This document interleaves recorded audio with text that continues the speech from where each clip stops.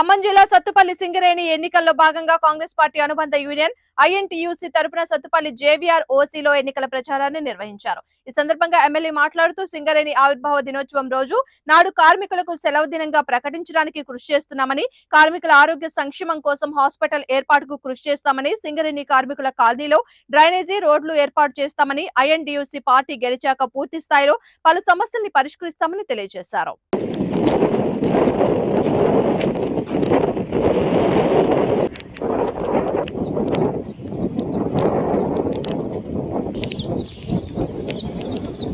రోజులు ఉంది, 25, 26 2 రోజులు ఉంది.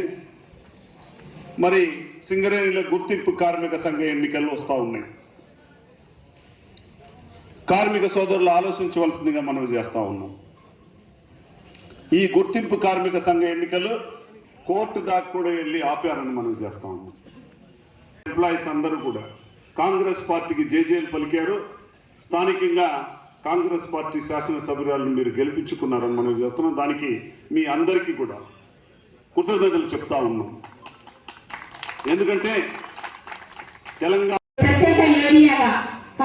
ఏర్పాటు చేస్తామని మీకు మనం జిఎం ఆఫీస్ కూడా ఇక్కడ ఏర్పాటు చేస్తాము.